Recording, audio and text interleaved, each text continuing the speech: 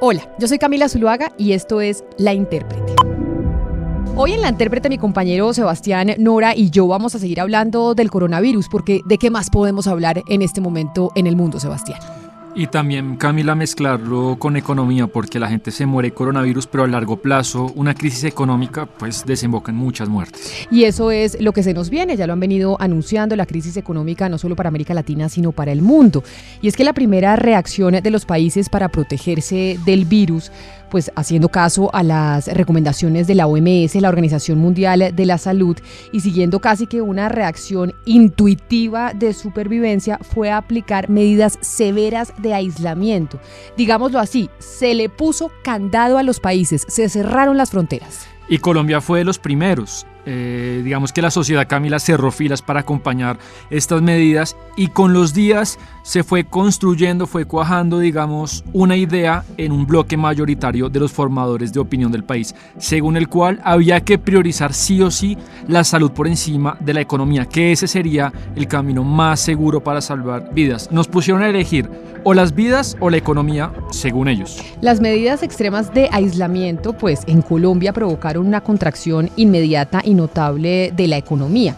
¿Y eso qué pasó? Pues obligó a los bancos y a los centros de pensamiento a replantear las proyecciones de crecimiento para el país, que para este 2020 pues no iban nada mal.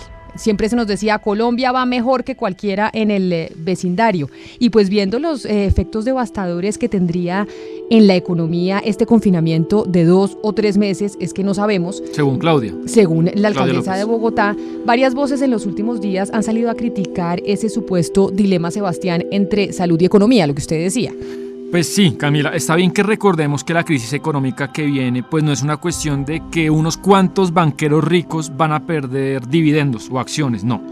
Lo que se puede venir, estamos hablando de destrucción de cientos de miles de puestos de trabajo, aumento de la pobreza, menos recursos para el Estado en los próximos años, para invertir en salud también, caída de la inversión. Hablamos en conclusión de una tragedia social. Pues mire, una de las voces en Colombia que se animó en esta semana a atacar ese falso dilema entre salud versus economía es el director de FEDesarrollo, Luis Fernando Mejía. Si bien los efectos de una pandemia desbordada pueden ser muy negativos en términos de enfermedades y muertes en nuestro país, también una cuarentena que tome más tiempo de lo necesario podría ser muy negativa en términos de los efectos en desempleo y los ingresos de los hogares. Si bien el gobierno nacional y las entidades territoriales han tomado medidas para mitigar los impactos de esta cuarentena, va a ser muy difícil mantener estos impactos en el tiempo y seguramente se van a ver desbordados los efectos negativos de una cuarentena que tome más tiempo de lo esperado. Hay que recordar, Sebastián, que FEDesarrollo es uno de los grandes centros de pensamiento económico de habla hispana. Es decir, de hecho, según un último ranking que yo leí por ahí, es muy prestigioso. Es el más prestigioso de América Latina. Y ese centro de pensamiento ya cambió su proyección de crecimiento para Colombia de 3.5%, que se decía íbamos a crecer en este 2020, a 1.2%, con un escenario pues medianamente optimista. Y en el escenario optimista dice que creceremos al 2.3%. Y en el peor de los casos, que es lo que yo me temo, pues según lo que nos están diciendo por cuenta del aislamiento, es que tendríamos un decrecimiento del 0.4%. Es decir, ahí sí estaríamos hablando de una recesión, porque acuérdese que usted habla de recesión cuando hay 2 trimestres negativos, en donde hay crecimiento negativo. Exactamente, y estaríamos hablando, Camila, de un año perdido o más en la economía colombiana. Ahora, quienes defienden que no se arruine la economía en este contexto, pues tampoco están diciendo que abramos las puertas y se reactiven todas las actividades, pues ignorando el poder de contagio que conocemos del COVID. Estamos hablando de que se debe pensar en una estrategia articulada a mediano y largo plazo, que se pongan de acuerdo epidemiólogos y economistas para no sacrificar vidas cuidando en exceso solo una cosa. Es una discusión compleja, pero el debate está servido. Pero vea, mire, por ejemplo, mire la situación tan difícil para uno de los sectores más golpeados por la cuarentena, que es la industria de los eventos y conciertos. Es así, no sabe uno cuándo se y vaya será la última en abrir. A recuperar, exacto, porque no es prioritaria. O sea, de pronto dicen los conciertos no son prioritarios. Oiga el testimonio de Alfredo Villaveses, gerente de Move Concerts en Colombia. Nosotros tenemos unas pólizas no show, pero no tiene contemplado, y las pólizas ya nos advirtieron que no está metido el tema del coronavirus dentro de la póliza. Entonces no hay pólizas en este momento para esa cancelación. Nosotros asumimos pérdidas. Si se llegara a cancelar, para nosotros es más aplazado que cancelado, y miraremos y reprogramaremos a ver en qué momento podemos hacer el concierto.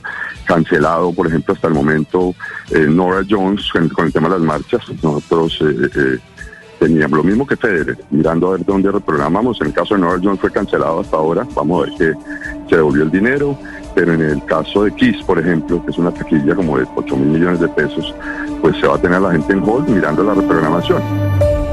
Y recuerde, Camila, que Iván Duque, el presidente, recibió una enorme presión social para que declarara la cuarentena. Él se tomó unos días, aguantó esa presión, pero es que yo creo que había que diseñar y articular un plan nacional para asegurar las redes, las cadenas de valor del abastecimiento de alimentos. Era lo más importante. Si la gente iba a estar encerrada, pues había que tener al menos alimentos. Y ahora, ¿está el país preparado para abastecer a 50 millones de personas durante semana mientras nadie trabaja? En teoría, no hay de qué preocuparse, según Jorge Bedoya, presidente de la SAC. Lo que hemos hecho de sondeo con nuestros productores indica que tenemos todas las posibilidades para llevar la producción nacional de aquí a finales del 2020. ¿Por qué? Porque las cosechas se han venido desarrollando normalmente, porque los flujos de los productos pecuarios también así lo indican. Inclusive con los productos que son importados también no hemos tenido ningún problema de abastecimiento, y además los puertos marítimos vienen operando con normalidad. Por supuesto que hay algunos riesgos que seguramente más adelante comentaremos, pero en este momento el país cuenta con toda la capacidad. ¿Qué será importante para que esto se materialice? Que exista una verdadera coordinación entre el gobierno nacional, entre los gobiernos departamentales y locales, porque a la hora que vayan a determinar medidas como las que se están ya estableciendo, es muy importante que la logística, como decimos nosotros, de la granja a la mesa funcione, porque los productores llevan sus productos a sitios de almacenamiento, a sitios de generación de valor agregado, de allí van a las plazas mayoristas, supermercados, tiendas de barrio y demás, y hay que garantizar que ese flujo se mantiene, pero que también los consumidores pueden ir a adquirirlos.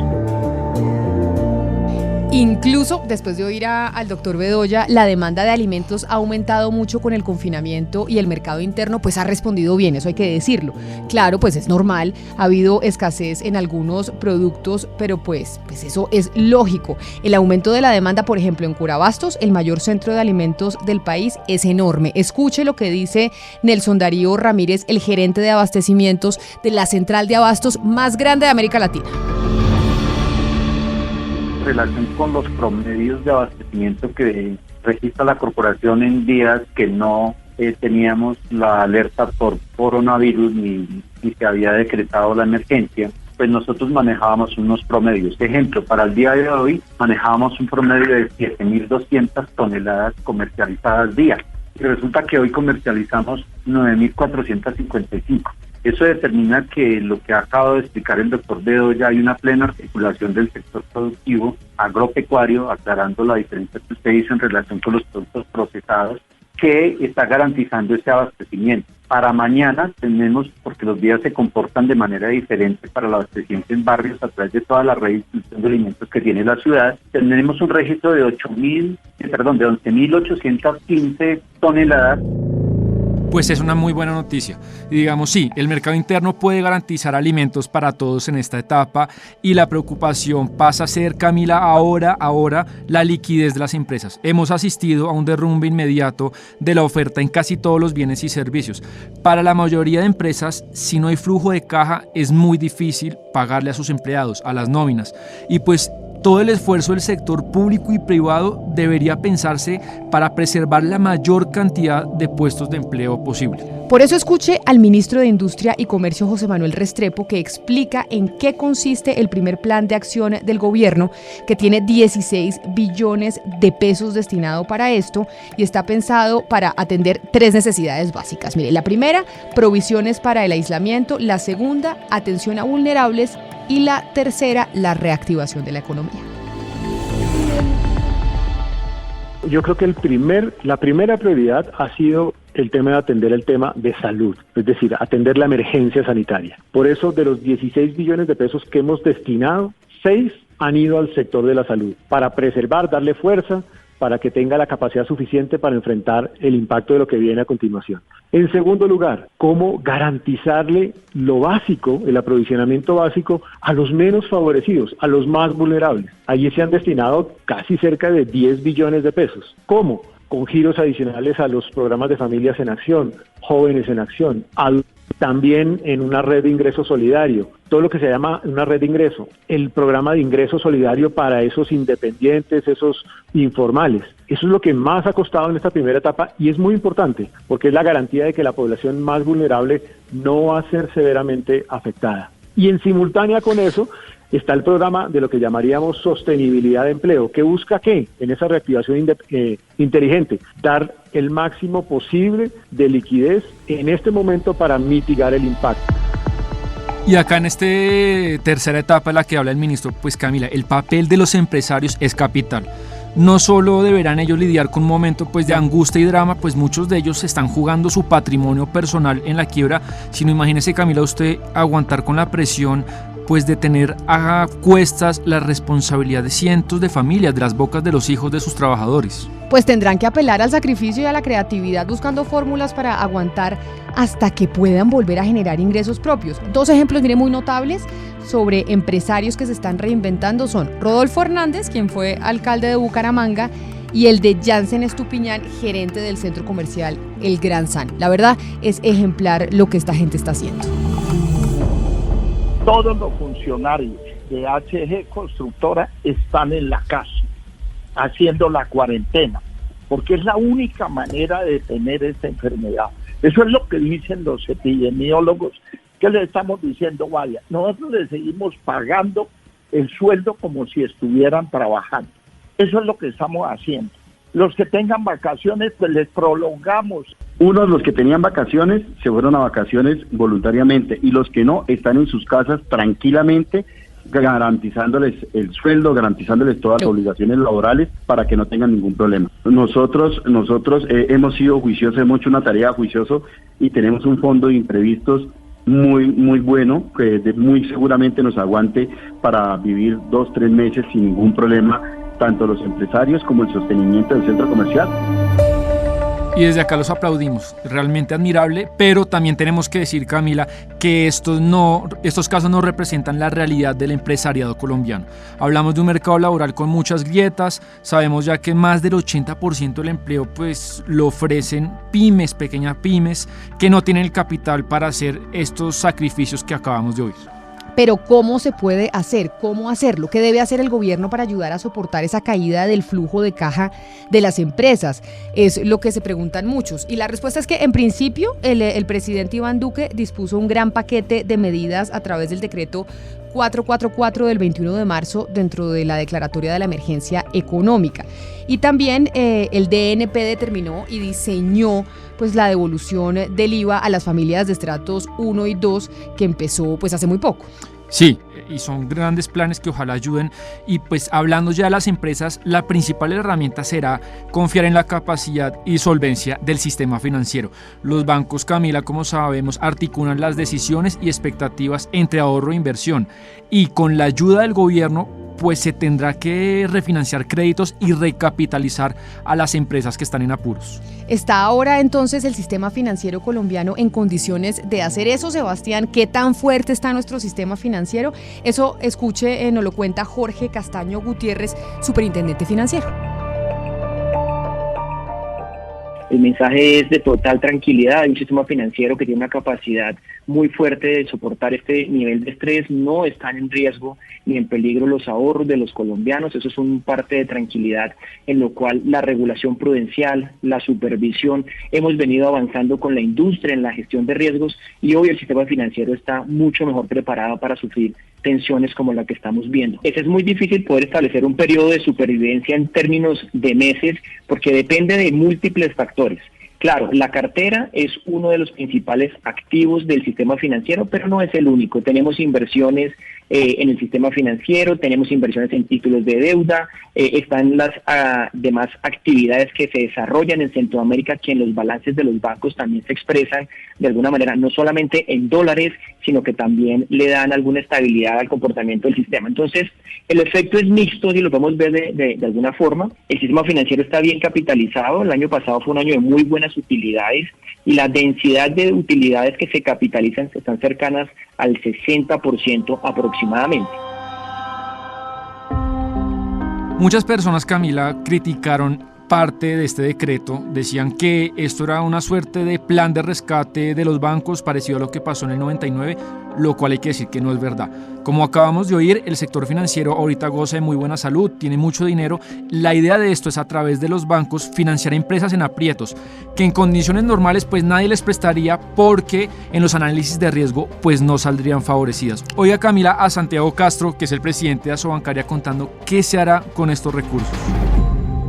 A ver, lo primero es que nosotros no le estamos pidiendo liquidez al gobierno nacional. La liquidez al sistema bancario la da y la ha venido dando el Banco de la República. Estas medidas, como lo explicó bien el viceministro de Hacienda, el doctor Londoño, en una rueda de prensa que dio, se da es para en el futuro es ya empezar a ofrecer una línea de garantías para sectores que están estresados, y ahí sí se van a utilizar recursos públicos.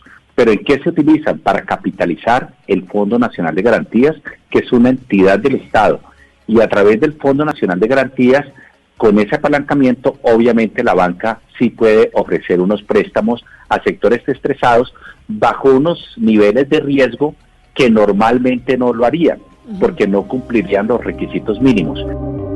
Seguramente estas medidas y estos fondos ayudarán a muchas empresas para que puedan pues sostener sus nóminas, y pues esto junto a los planes de ayuda unilaterales que cada banco ha diseñado para sus clientes pues puede ayudar a mejorar un poco.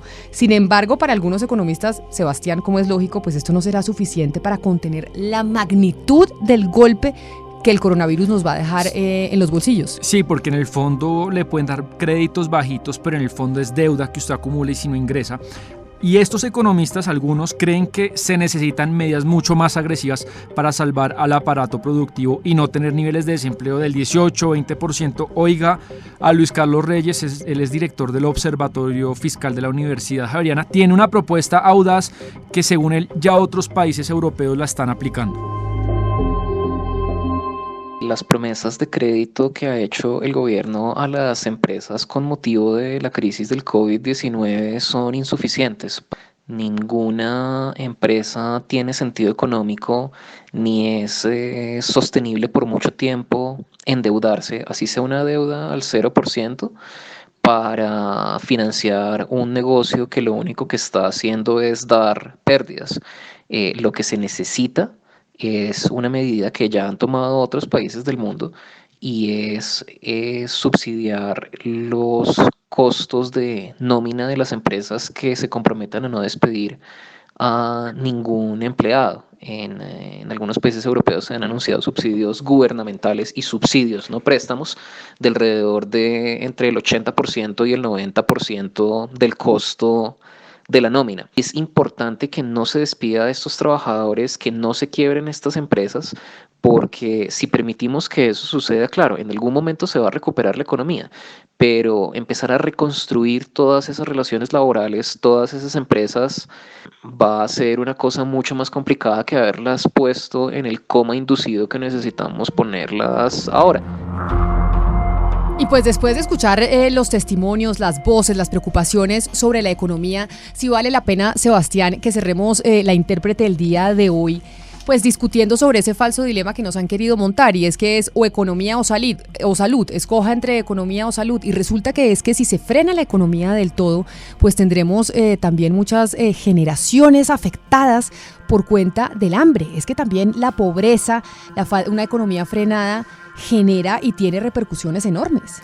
Es que imagínese, alguien que se muere en una UCI por coronavirus, pues es una muerte que la gente la ve en el noticiero, en los medios, pero una caída brutal de la actividad económica es gente que no tiene ahorro, que no puede estudiar, que no se puede pagar un tratamiento de cáncer, y son miles de vidas que se van, que de pronto no las vemos tan nítidas en los noticieros. Es ese falso debate que siempre dicen es que realmente se quiere favorecer la economía. No, se quiere favorecer la vida. Aquí todo cuesta la vida. Todo cuesta la vida. Y le doy un dato para que se vaya de para atrás. Según Naciones Unidas, en el mundo se mueren diariamente 8.500 niños de hambre. Diariamente 8.500 niños de hambre. Y esos no salen en los televisores. Esa gente no la vemos en las redes sociales, esos niños que se mueren. La crisis económica vendrá con muchas más muertes de personas que se morirán de hambre. Sí, una cifra escalofriante. Y para terminar, no sé, Camila, si usted este dilema que planteamos en este episodio lo vea representado en el pulso un poco que estamos viendo entre Claudia López y el presidente. Pues sí, y entre muchos líderes de opinión que lo plantean de esa manera. Ojalá nuestras autoridades tomen las mejores decisiones. Aquí nadie tiene la receta perfecta, aquí nadie sabe cómo actuar porque esto nunca nos había pasado. Lo que sí esperamos es que se actúe de manera eficiente y tratando no de favorecer intereses políticos, sino a la población. A ustedes gracias por haber estado hoy con nosotros aquí en La Intérprete. Ya saben que estamos en una cadena de capítulos sobre el coronavirus porque pues ¿de qué más vamos a hablar? El mundo está afectado sobre esto. Si les gustó este podcast, ya saben, lo pueden compartir con sus amigos. Estamos en todas las plataformas. La Intérprete hoy se hizo posible gracias a los textos de Sebastián Nora, a la corrección de estilo de Diana Mejía, a la producción y edición musical de Gonzalo Lázari y a la producción periodística de Jennifer Castiblanco y David Ferro.